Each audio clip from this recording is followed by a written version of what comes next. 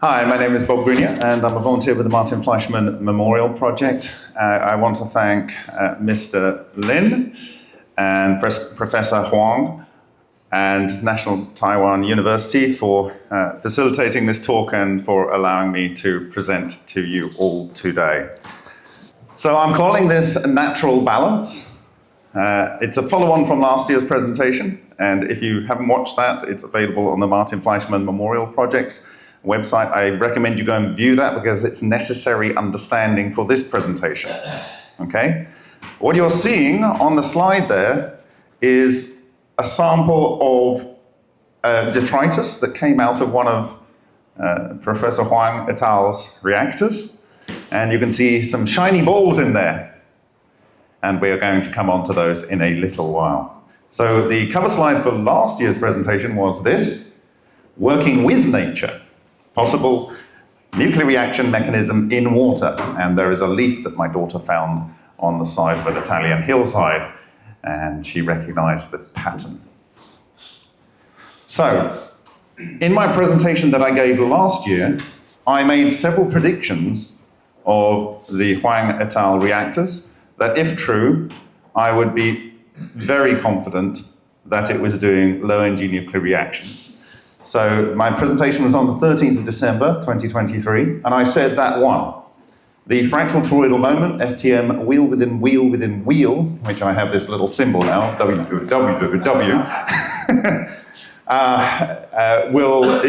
is based on a resonant magnetohydrodynamic driven coherent matter process.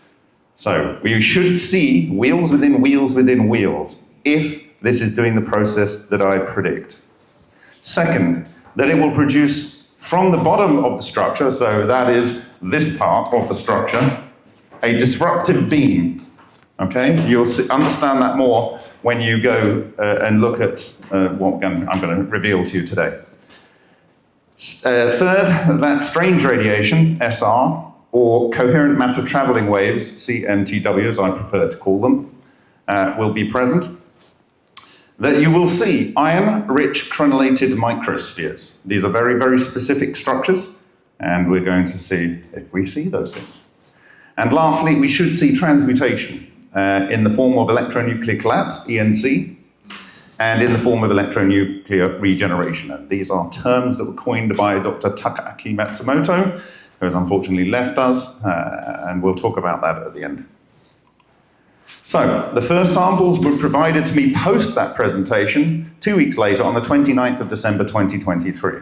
And I did my first analysis starting with an SEM EDS from March 2024. Now, my current hypothesis for the whole process of LENA is this. Now, get ready. Multi-axis hydrodynamic shear in polar or charge-separated materials such as water or plasma will lead to fractal electrodynamic structures which possess fractal toroidal moments, a disruption zone, and areas of changed permittivity of the vacuum. The phase singularity and Aharonov bomb effect at the center of the fractal toroidal structure leads to coherent matter, even of electrons, and this is where we get into superconductivity, in the magnetic core and self-similar structures resulting in superconductor. Okay? It's in the process that it has to superconduct, not necessarily afterwards, but to achieve what it does. When fractions of the coherent matter at the core exceed their Schwarzschild radius, a black hole is formed. Electronuclear collapse can occur when the fractal electrodynamic structures fail. Matter is reborn into a range of common elements. So it's like collapsing matter into a new Big Bang and giving birth to a new little bit of universe. It's the flower of life. So I'll just read quickly from Dr. Takaaki Matsumoto's introduction to his book, for those that have not seen it. This was published by him, 200 copies, in the year 2000. Far in the universe, nuclear collapses very often take place by the gravitational force after stars consume their fuel.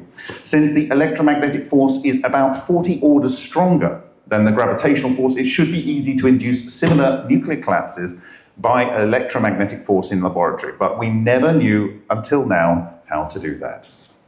Recently, this author, that's Dr. Matsumoto, discovered a nuclear collapse which was induced by electromagnetic force in laboratory.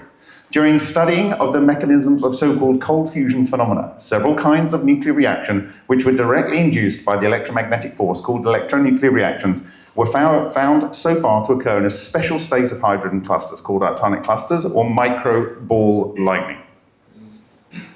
The nuclear collapse was one of the most remarkable reactions among ENRs called electronuclear collapse. Furthermore, very amazingly, completely broken materials by electronuclear collapse were found to be regenerated again to thin tubes and films of conventional elements such as carbon, oxygen, and iron. The latter process was called electronuclear regeneration. And here is some products. This is from a lead sample. And on the lead sample, which is a tor with a hole in it, here you see what he refers to as eddy current type structures, which are related to magnetohydrodynamics. So his theory was that there was some sort of ring thing that went down to a point of electronuclear collapse, and from that you got like a wormhole that came out, and out of that became synthesized hydrogen, which you can't detect in SEM, carbon and oxygen on the outside, and on the inside, typically titanium and iron. Remember, titanium and iron as we go through this presentation. This is what Dr. Matsumoto observed. This, for me, is the phase singularity, which is at the point at which you get a topological monopole. That is the thing that does the job. So, I'm going to give you a couple of references here that are key to this. I did give most of these last year, but just to recap. This is a replication of work that was done in Japan in 1973. It was done in a major journal in 2021, funded by many of the national bodies around the world. And they found that in a femtosecond, or an attosecond, very, very fast laser pulse into a nonlinear plasma, they saw hydrodynamic structure. This is the projection there, and here you have 1.3 thousand Tesla. So do you have 36,000 Tesla coming into the center to a dead stop. Doesn't go through, it goes to a dead stop. And that is the phase singularity and the topological monopole. That's where the action occurs. Okay? That's the paper there. In this work, talking about toroidal electrodynamic structures by Afanasyev and Dubovik, in 1998, they say that within the center of the torus, you get the Aharonov-Bohm effect. This allows matter to phase synchronize. I talked about this last year. Required to do this is the formation of the monopole. And in the work of Bogdanovich at the Moscow Nuclear Physics Institute, they observed the production of monopole structures, topological monopole structures in water plasma flow discharge. And it produces these electrodynamic structures that glow and they last as a toroid moving around on metal for 2 days after the experiment has ended. These things are born and they have a higher binding energy than all ordinary matter. Okay? And this is the paper from 2008 by Wisniewski that proposed a Dirac-compliant monopole. And you can see that the electrons come in, they come into phase to a point, and this is the center, the magnetic center, and the phase singularity, the topological monopole. And it requires, for effectively a condensate of electrons to form, it goes down to a minimum radius, and that's a superconducting loop. So, this has been used in a patent, which is awarded to Lockheed Martin, and they do point electric discharges producing these electron solitons, and this leads to the formation of coherent matter, even of electrons. And they say it's absolutely critical to have the AB effect in play for this to happen. The Aharonov-Bohm effect. Okay, so what is the fractal toroidal moment, FTM? Well, I gave these two references last year, but just to go over them again, prior proposals for action of the extended Maxwell electrodynamics. One, In this paper, Schwerblis, 1995, this was referring to classified Soviet research in the energetics field in the 70s and 80s, maybe even earlier. They worked this through by looking at extending Maxwell equations, and they suggest in this paper that the electromagnetic phantom that is produced, and I can explain that later for those that are interested. I have detailed this in many presentations before, but it can potentially capture photons from vacuum fluctuations. This means it both polarizes the vacuum, creates positron-electron pairs, and those annihilate to produce 511 kiloelectron volt photons, and it captures them into this electromagnetic phantom. Okay? So that's capturing energy from the vacuum. Second one is vacuum currents by Freiberger. These are both looking at ball lightning structures. Okay? Remember, Matsumoto said this is micro ball lightning. Ken Shoulders says this is ball lightning. It's a natural phenomenon. How does it work? People are working to that. He says by extending the Maxwell electrodynamics, a similar kind of treatment that was done by the colleague of Schwerblis, you can end up with a critical phase transition where the diality angle, as he calls it, leads to decay of baryons. That's protons and neutrons. Okay? So right now, we have low-energy nuclear reactions, both fission, fusion, and transmutation. We have capture of energy from the vacuum, and we have the complete decay of matter. If you have a proton decay per nucleon, it's 133 times more energy than you get from nuclear fusion. It's way, way, way beyond fusion. So you only need a minuscule amount of this to occur, and you create a lot of energy. Minuscule amount. Right, so what is the toroidal moment? If you have an electric current going around in a loop, you have a magnetic moment. If you take that, rotate it 90 degrees, and put at least two of those in a loop, you end up with what's called a toroidal moment.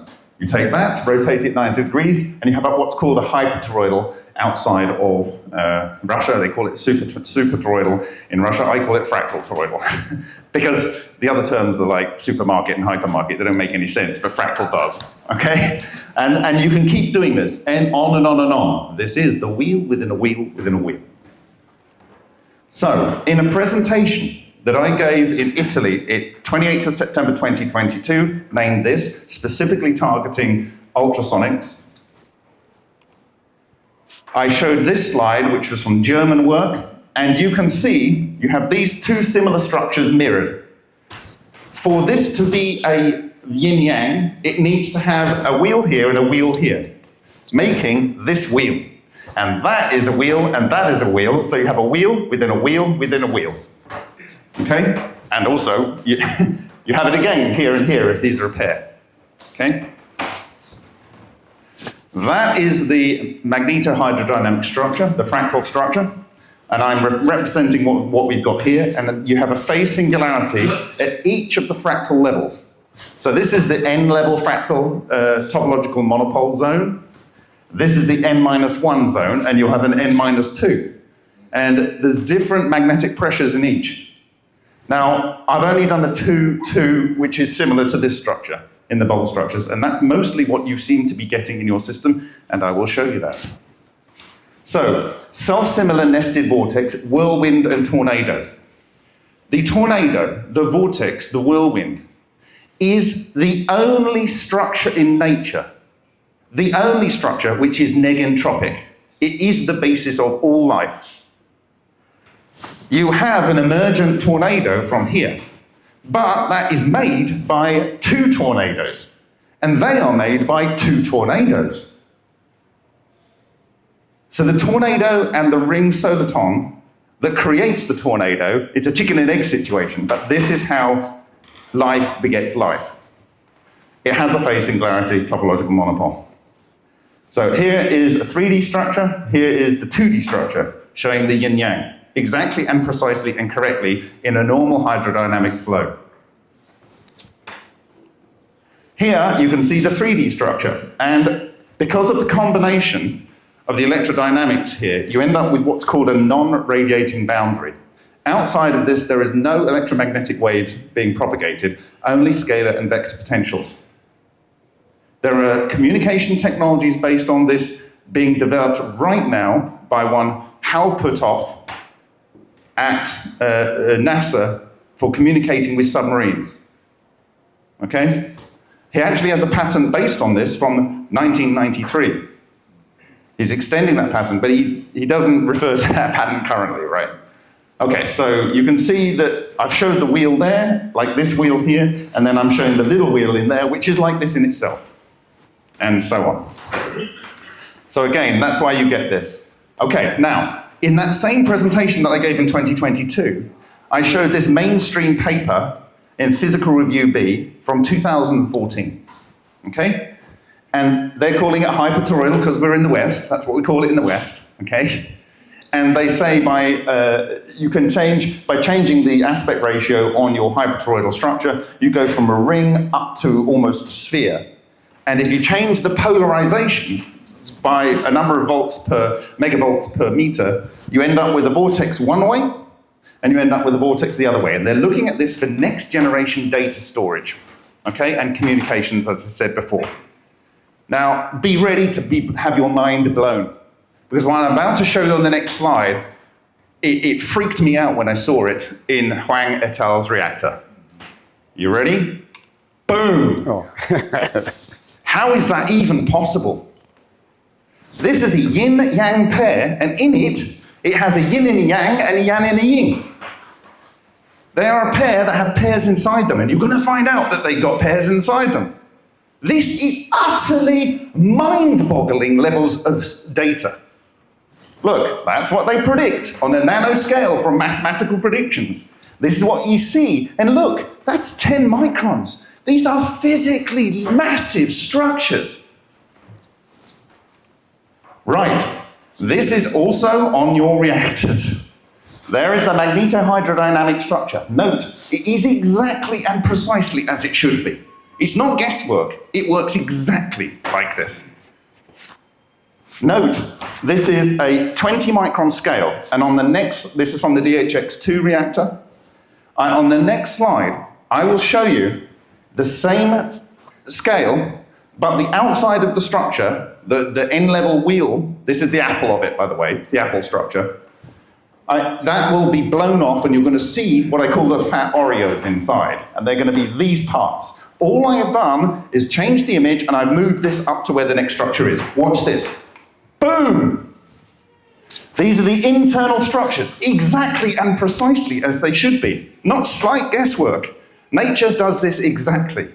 So that one, green one, is the singularity one? That is the outside. There's various event horizons. You have an event horizon here, you have an event horizon here, here, here, here, here, here, and then the non-radiating boundary. And it depends how much it's spun up.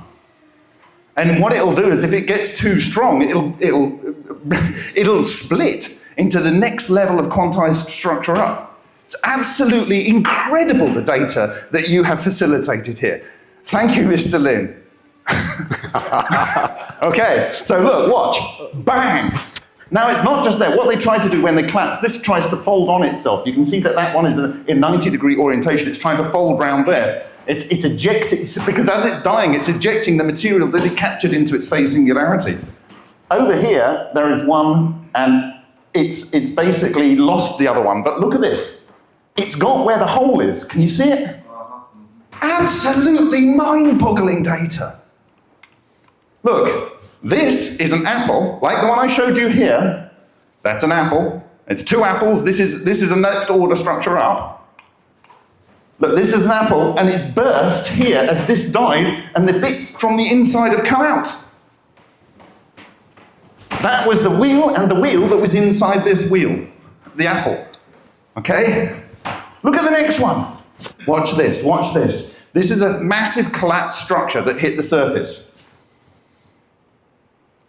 There's the golden ratio number here to the point of destruction. These are the N-1 structures that came out, and from this one it burst, and you've got an N-2 structure come out. That was the wheel, and that was the wheel that was in this wheel. This wheel and this wheel was up here. Utterly conclusive data. Utterly mind-boggling levels of www data. Thank you. I missed one. Right. Exciting. This is the most incredible data I've ever witnessed, and I'm only just beginning. Disruptive beams. This is an apple, and its tornado, just like a real tornado, because this is the same thing that occurs in real tornadoes and does all the magic of tornadoes, touched down up here.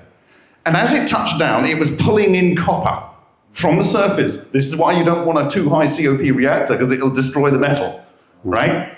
It's pulling in, and as it's pulling in, you can see the path is getting wider. It's such an incredible disruptive field. It is literally tearing spin 63 and 65 copper out of the solid metal. And as it's pulling it in, it's also pulling itself down. So it's like engaging with the surface, and it's crashing into the surface, and it embeds in the surface. Incredible levels of data. Now look at this. This one has died. And all of the matter that was captured inside the phase singularity, where the matter becomes coherent, so you can keep having the same atoms occupying the same space-time, right? It emerges in a reverse tornado. And this, my friends, is stellar synthesis nuclear material. It's born material in the same kind of proportions as you get, the same elements you get coming out of stars. I would argue that this is the process that runs stars, not hot fusion. Cold fusion is what runs stars. Here, that there is a toroidal vortex of copper that's being sucked into the disruptive beam. Mind-boggling. And here is ejecting stellar synthesis. Right, strange radiation tracks coherent matter traveling waves. This is from Matsumoto, 1999. This is from Neil Crichton Gold, 2018. This is from Alexander Parkhomov, 2020. All cold fusion experiments. All cold fusion experiments. Look at this. This is Dr. Roy Shinamaza, cavitation on a steel plate. Cavitation spot. Twisted pair vortex coming from one side to the other. Now you can't see this unless you use polarized light. Why? Because the intense magnetic energy trapped in the middle causes the arrangement of the nuclei so that it changes and bends light when it touches the steel. And that's why you can see it with polarized light.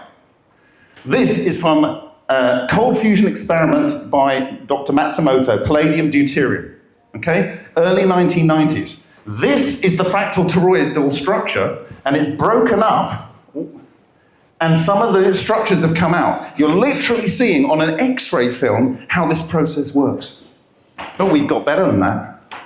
We have caught it on camera. This is a ball lightning, and it's blowing up, and your ejection of your coherent matter traveling waves is coming out. I've blended the three frames together there. They also interact only with each other and don't care about the anode and cathode. So, this is Roy Shinamaza on a steel plate in cavitation. There is the only visible by polarized light, coherent matter traveling wave, shadow left in the steel, instantly as it traveled through. Here, you have 4 frames in a plasma reactor of David Bullier in Canada. Coherent matter traveling wave. What you're watching is the persistence of vision of the camera across 1, 2, 3, 4 frames, and I've merged them together to show the beam. Okay? That is the collapsed coherent matter wave from a Henk-Uren experiment. This is a woven diamond. Helical beams weaving around each other. Now look what we found in your reactor. This is one structure that died, and the material inside has left a woven structure of stellar synthesis material. This is not contamination, my friends. It's not contamination, not contamination. Something magical is going on here, and it's life.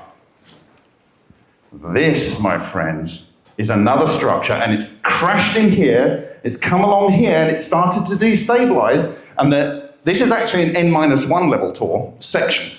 And it's collapsed here, leaving N2, N-2s that wove this braid of material that are captured inside. And over here, this N-2, it sent out a helical beam that way. Oh my God! This is my favorite image of the year. It's the most important image I think we could find in this data. That's a close-up of it. It's mind-boggling data. Here is another example. A structure crashed there, a pair. They broke up and one came down to here and one came down to here and it actually goes off the frame, right? Look at this. I'm going to focus in on this. That is a few nanometers of copper ripped from the copper pipe. And it's in a wave, 1, 2, 3, 4, 5, 6, 7. I think this had 24 subsections around it. Torn, and it's torn from this level to this level. What is this? This is where you get sunspots on the sun. From this point to the point down there. It's mind-boggling what this is showing. It's almost unbelievable to me, and I've seen it a lot of times now in this data. Look, there you're seeing the 3D structure on the secondary electron. Right, iron-rich crenellated microspheres. The signature, in my view, of natural ball lightning, of plasma produced when a meteorite comes into the atmosphere, of many, many experiments that we've done in plasma and water cavitation. This occurs in what I call the small box. It's actually this hollow sphere, okay? And there's hollow spheres here. It's what I call a smaller box, but it's actually not a box. It's a sphere, okay? And this is the disruption zone, the point of disruption, okay? This is in a Henk-Urine experiment, plasma reactor experiment. Okay? You have your caduceus, one of the oldest symbols known to man, coming into the point of the phase singularity here. You can see the cup. This is exactly as the caduceus is drawn on coinage 300 years before Christ in Macedonia. Okay? This is from Samaria, and it's like 11,000 years ago. From that, a structure ejected and it came down here. It was there and it flipped over. This is the ejector from the pole. That pole would have been there with the material going in to the disruption zone. That there is the point, the phase singularity, the N level a topological monopole. Here, that's the Chinese found this and published in Nature, I think, or Physical Review, the spectrum of ball lightning. Here is a synthesized ball lightning in the Henk-Urine experiments, iron-rich crenellated microspheres, stellar synthesis material in the broken up field around it, and then here we have silicon dioxide, and on the outside you have calcium oxide. Almost all of the Earth's crust is those elements. This is in Adamenko's work. He ran the Proton 21 lab outside of Kiev. He did 10,000 successful consecutive experiments. And this is his patent drawing, where he says, in this pure copper plate, an iron-rich sphere is produced that has a hollow interior. In the center of that, matter collapses and dark matter takes part in the process. Just what I told you last year. This is from his 2003 patent. This equipment was moved to Illinois in 2015. It was verified between 2015 and 2017. The site went dark and it was transferred to Brookhaven National Laboratory as part of the National Fusion Program in the US. This is in an arc discharge experiment on a crenellated sphere. This is in a microwave plasma experiment.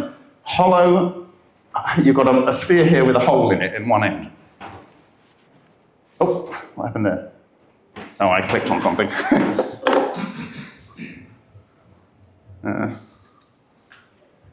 Okay.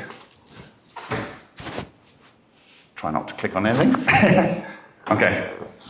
This is in an ultrasonic experiment done by my colleague Alan Goldwater in America.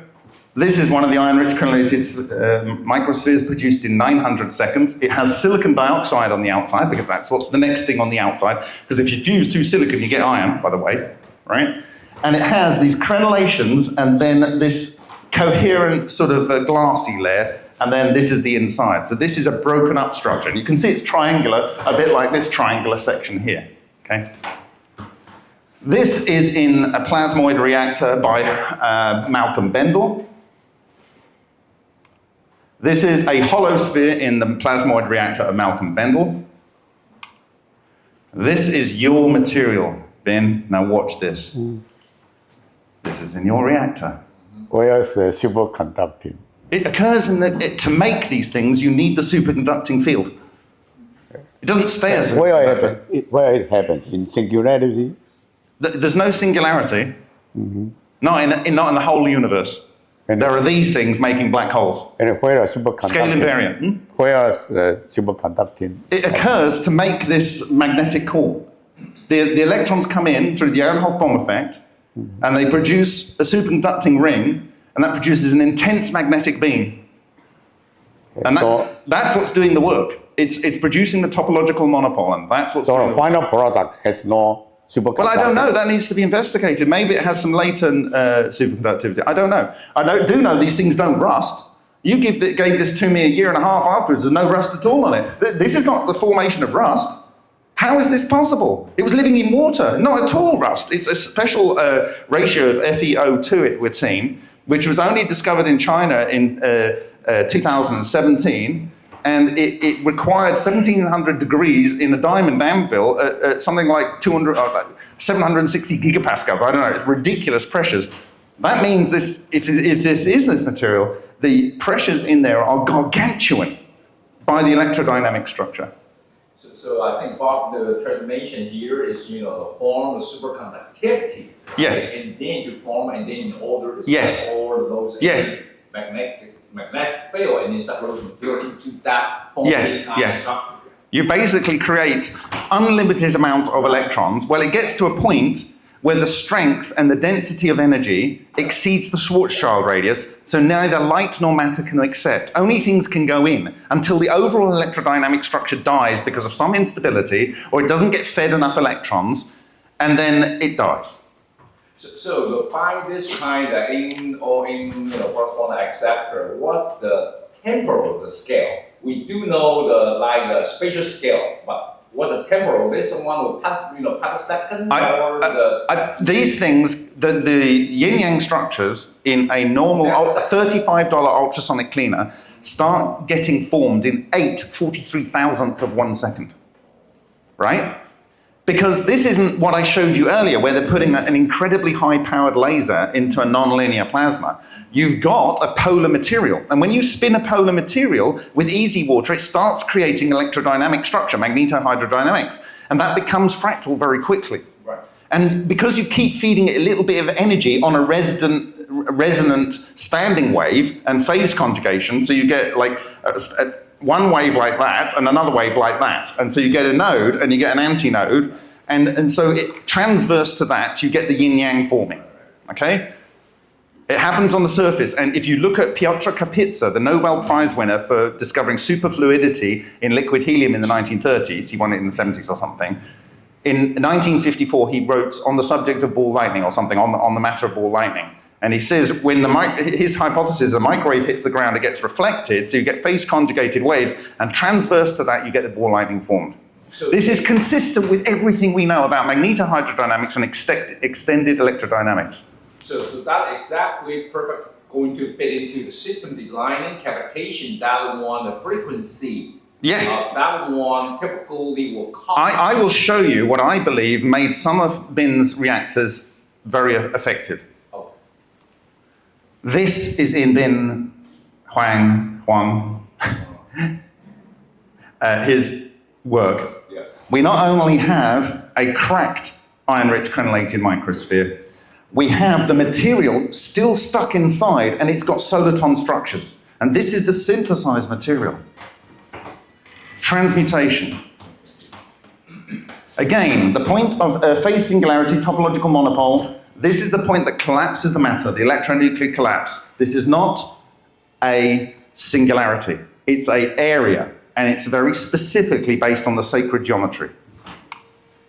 This is in a Henk-Uren experiment. You can see an iron-rich crenellated microspheres, and there's 2 tori structures coming out. But as it was dying, it was laying down this predominantly carbon trail. This is what Matsumoto found. You look into it, look what we see here on the structure here. Titanium. 11.3% by weight. What is titanium? It's the fusion of CO2. Fusion. The fusion of CO2. Now, I'll tell you a little thing. I analyzed some material from Zatalepin and Baranov. They had an exploding discharge in a sealed chamber with a glass fiber, optical fiber going around it, passing a low 5 milliwatt or something laser. It produced a beam into a CO2 chamber. You know what happened? Where that beam went into the CO2 chamber, there was a trail of white powder formed underneath it. And when I analyzed that powder, what did I find? I found aluminium, which is CO fused, producing aluminium and hydrogen. Wait. Huang et al. Controls. These are the controls I received from you in May. It's always good to look at the controls. So you've got your solder on the left, and you've got your outer and inner tube. What do we notice on this inner tube? Can anyone see it? Anyone see what's on that inner tube? You know, so I'm not going to ask you. Anyone see it? What do you see on this inner tube? No? It's rifling. There's right. Yes. Inside. Yes. So as water's traveling down between the outer tube and the inner tube, it's got hydrodynamic shear here this way, hydrodynamic shear this way, but it's also got second order hydrodynamic shear. You are forcing the construction of these structures. You are forcing it. It's a happy accident. Here is your solder. In total, you have carbon, nitrogen, oxygen, small amount of phosphorus, copper, and silver. Here is your outer tube. You have carbon, nitrogen, oxygen, and copper. Here is your inner tube, carbon, nitrogen, oxygen, a little bit of chlorine, and copper. Okay? Right. Here is your samples. Get ready, guys. Get ready. That is your inside tube, and you can see all of these structures. Here's the rifling. And when you look at this with enough time, you'll see that many of these structures have started to aggregate in the bottom of the troughs of the rifling. So as the fluid is coming up onto the top, it's producing a vortex, and there's a slow area below, and it's depositing these structures. Thankfully, because this few millimeters that I analyzed has thousands of these structures that you've been seeing earlier in the presentation, you're going to see more of now. There's a yin and yang structure, and look at these fibers coming out of the structure, but they're entangled with each other. These particles are entangled. Now, when this is live, these magnetic flux tubes will be going between them, but you can't see it. They're wormholes linking these two things together. And this was observed in Ken Shoulder's EVOs. He could split up an exotic vacuum object, and they would go through the material, or they would separate into multiple pieces, and then they would snap it together when they could. So this kind of quantum entangled? They're entangled through a magnetic flux tube, right? And you could pull these things apart. You can see it in Bogdanovich's work. He sees in the water flow plasma discharge a monopole at one end and a monopole at the other, and there's a flux loop. You see it in the Malcolm Bendel reactor. It actually, the flux tube comes out of the steel into free air and back in from the steel, and it's just mind-boggling to see this nature at work. Now, what do you see here? This is a subtool that's blown out of something else, and there's a fiber that's come out of it. All of that material fitted in here. This alone proves, this one image proves that there is coherent matter going in there, that there is a phase singularity. Here, all of that material, all of this is stellar synthesis, all of that material bursting out of here. Look at this one. That is the one that's just split open, and you've got the entire amount. It like burst, right? And here's your elements. Look at your elements here.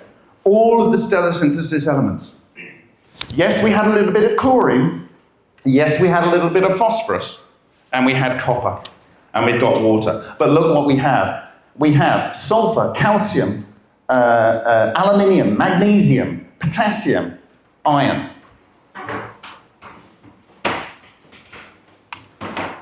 Look at this. This is a broken structure, and you're literally seeing the dead internals. This is aluminium coming up here. You have copper and phosphorus on two of the tores, which are part of the substructure, and so on. So you're literally seeing the overall structure. Here, iron-rich crenellated microsphere, typical. Here, this is without doubt a spectacular piece of data.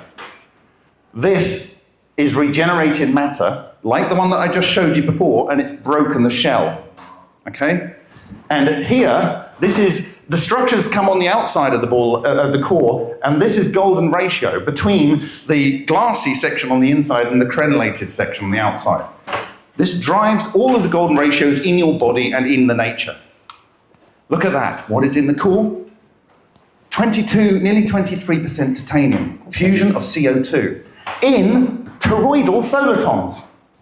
Just like you saw coming out of that plasma reactor. This is in water. Nuclear reactions in water. Look at this. Isn't that beautiful? Just like Matsumoto showed, from the inside of this structure, it's burst out through a wormhole and it's born this beautiful crystal of newly synthesized material. It's the flower of life. Look at that. Two structures that happen to intertwine.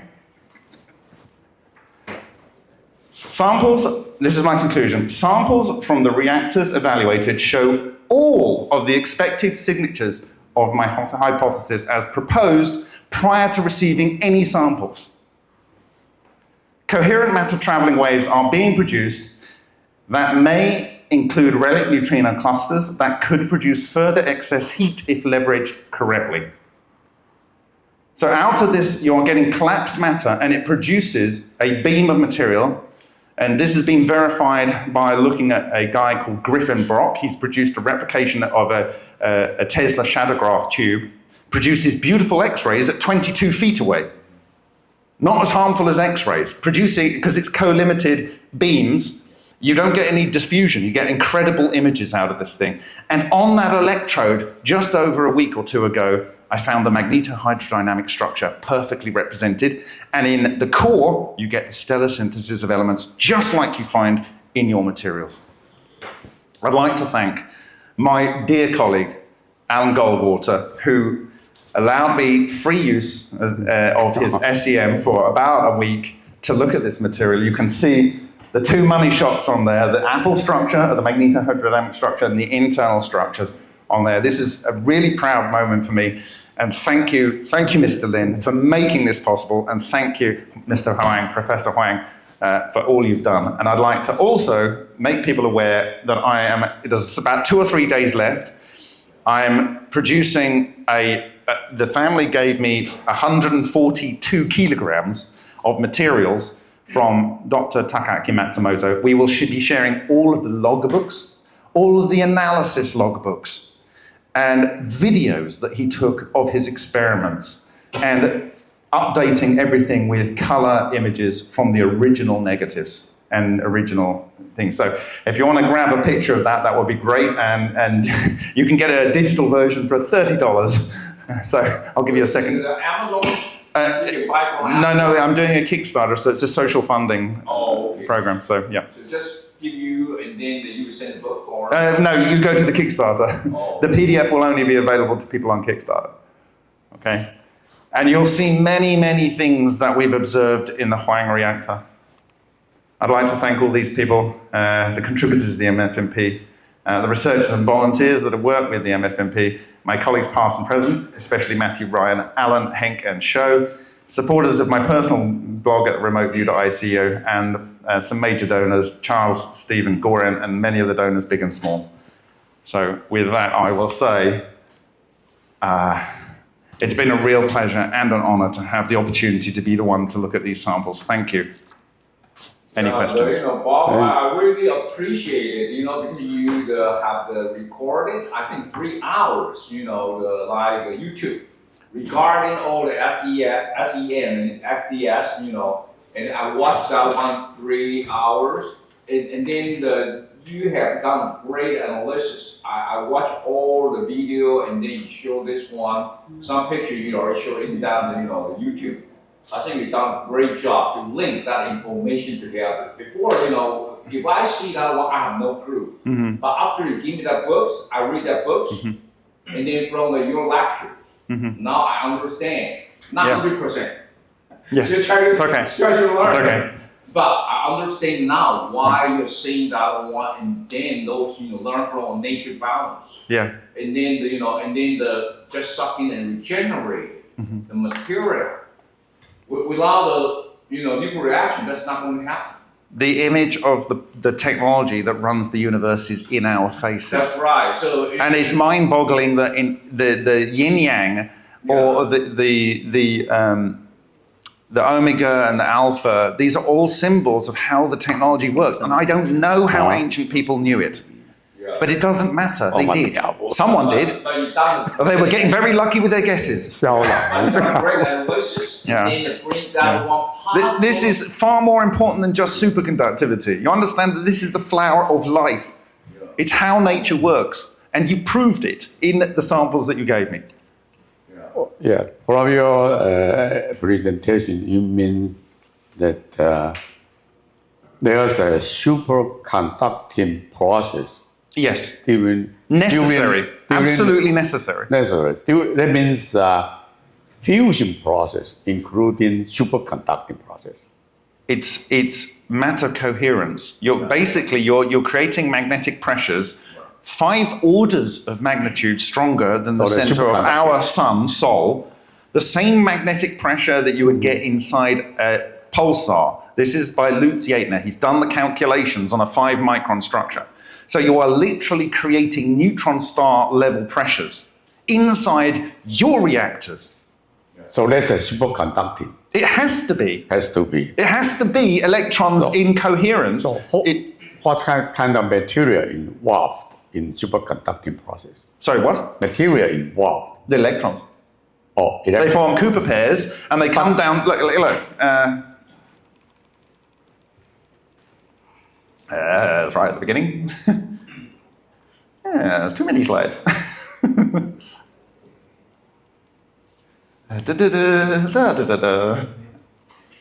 Getting there, right at the beginning. There. It is electrons which are out of phase. You have a magnetohydrodynamic structure set up by the resonant fluid dynamics, the hydrodynamics in the cavitation at resonant nodes. This forces charge-separated material to focus and then cohere at a point. So you've got out-of-phase electrons. They come down to a point, and if we expand this up, it ends up at a particular distance. They can't get any closer. But once they're here, they become bosonic. They become Cooper pairs and then bosonic, and then you can keep feeding electrons in there until it exceeds the Schwarzschild radius, and you get an analog of a black hole. There's 3 astrological models for a black hole, and each of them are mutually exclusive, and they're all wrong. This is what's going on because this is scale invariant. It's scale invariant. You mean the superconductivity takes place during the fusion process. To enable all of the processes, in not which- just fusion, fission, transmutation, electronuclear collapse, electronuclear generation, regeneration after it dies, capture and formation and capture of vacuum fluctuation energy, 0-point energy, and baryon collapse. And what kind of medium? Water is the best mains. Water. Water. All happens in It's water. already polar. And when you start spinning polar, it organizes itself into Nothing an to do with- electrohydrodynamic structure. And that leads to this formation. So what you mentioned is all happens in water. It can happen in water. It happens in plasma. I've shown you plasma and water systems, not just by you. I've shown water systems by us. So nothing by- to do with material, for example, copper pipe, something like that. The copper pipe is useful for several reasons. It is a spin nuclei. So it has 63 and 65, and it's highly conductive. So on the surface, you get a high level of conduction electrons. So if you've got, when you have a sound wave, and you've got an anti-sound wave, the phase conjugation is automatically on the surface, because that's where the wave gets reflected. Yeah, you have a conduction band, a lot of. Yeah, you have a sea of electrons on copper. Silver would be better, but you can waste as Anyway. much silver as you like. Copper's good. Copper is just acting as a It's an electron donor. boundary effect. It's an electron donor to the process. But anyway, all the process happens in water. Yes, it happens in plasma. Like but in water. I mean, it That's happens very in metals, important. actually, because metals is actually a solid plasma. The electrons, the conduction electrons, it's a weird bond, it's a metal bond, and the electrons are flowing around. So you can do this with sound, and NASA have done this, and so has sorry, he's gonna hate me if I can't remember his name.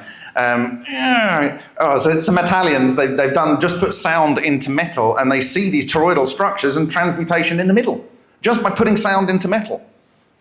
But it's so much more efficient because you don't have to put the energy in to make the plasma, because the water is already polar. And when you start spinning the polar material, it creates the electrodynamics. And the electrodynamics are what drives the process of the formation of micro black holes, which are the structure that provides the energy to ball lightning, which is a natural phenomenon. This is what the fusion reactors are trying to do. And if they ever achieve it, it's going to destroy the reactors. If they ever make a working reactor, it's going to destroy the reactors. It'll consume the reactor. OK，我们讲不完了。 So, but they in the heavy water, but now just the regular water, and then. The reason you get, let's take an image here. Right. Electrodynamic structure is trying to pull things in. Yes. If it's a magnetic beam, what is it going to prefer? Well, it's going to prefer paramagnetic or magnetic materials, or spin materials, right? If you have a strong enough magnetic field, nothing will be resisted. it'll make it come in anyway, but you're in water, right? So what I showed you here, where is it? No, I'm going forward, backwards rather. Here, I showed megavolts per meter, right? If you look at this structure and the scale, this works out at 7.2 electron volts. Positive, the positive-negative differential. That is more than enough to split water and to split H2. And atomic hydrogen is paramagnetic. H2 is not. So you make the structures that split water, and then they feed on the split water. So would you think, if we heavy water and regular water, use heavy water will be better, Yes, because what happens is, okay. What happens is, oxygen, all forms of oxygen are paramagnetic. But O2 is 16,700 and whatever times more paramagnetic than atomic hydrogen, right? So it's a unique gas in that it is so paramagnetic. So it gets sucked in, right? And then you've got the atomic hydrogen that is synthesized in the process, that gets pulled in. You've got the dark matter going in there, just like has been claimed was part of the process by Ken Shoulders, as claimed as part of the process by S.V. Adamenko in the hollow iron-rich cores that he saw, okay?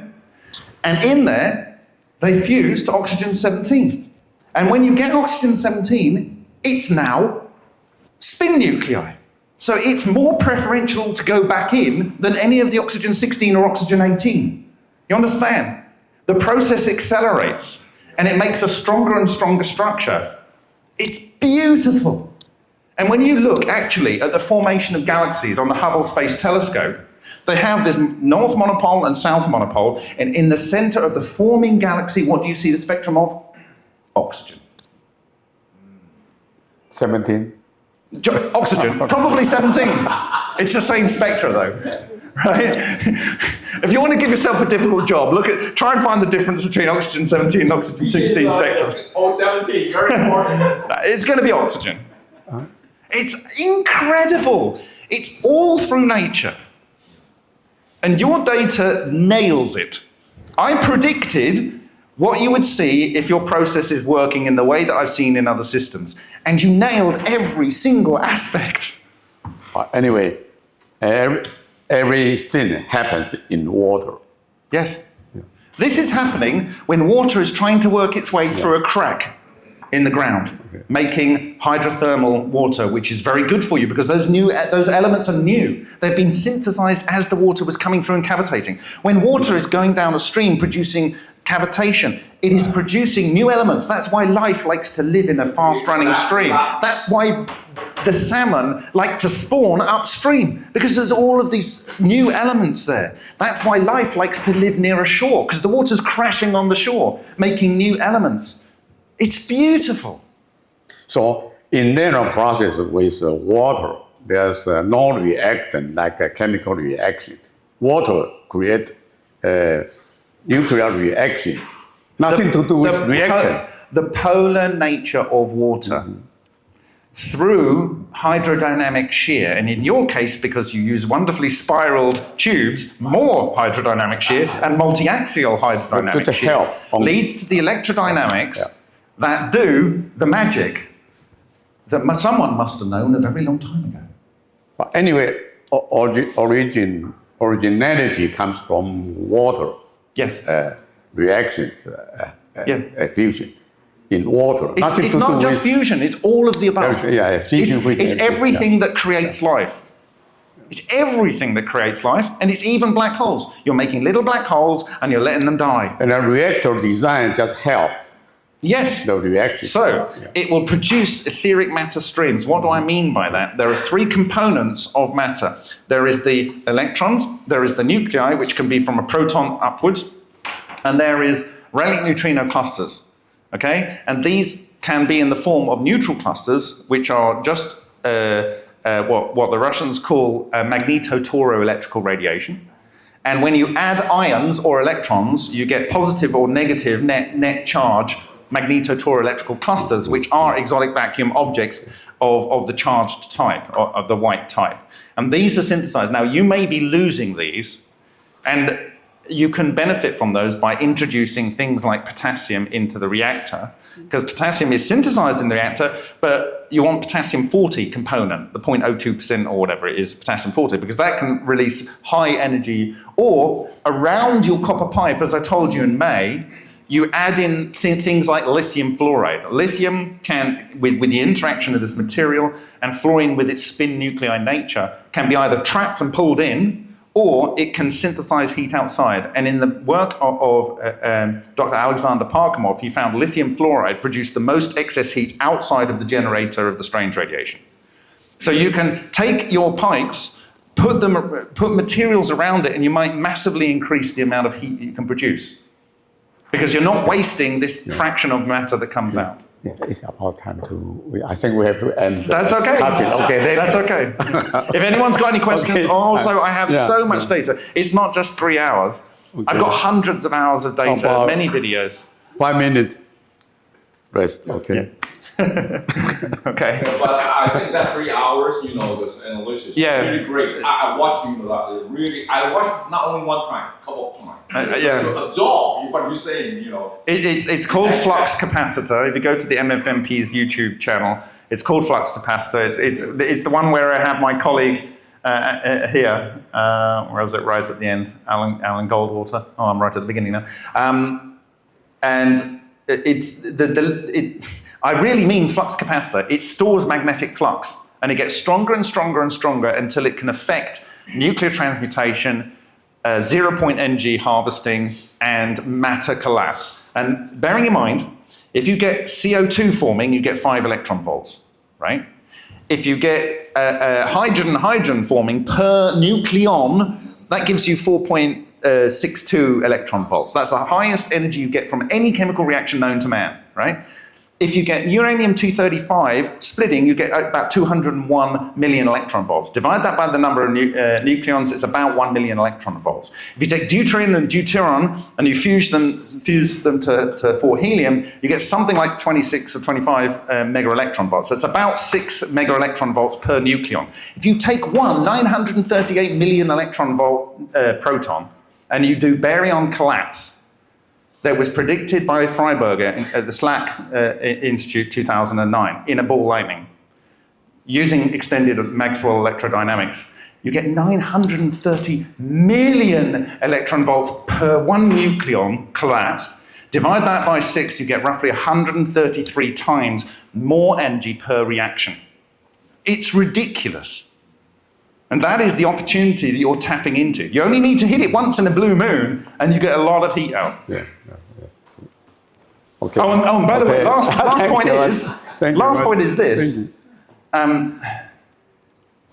The reaction occurs in here, and an electromagnetic wave cannot escape here. So you do not see the radiation. 他讲 You only see it when these structures die. 但是我现在 You see a little blip when one of these blows up, 重视 because that's when it's 重视 escaping. 会在产生。 Inside here is a different space-time. It's literally a different 证据就是 permittivity of the vacuum. 潜出来。 It's a different universe.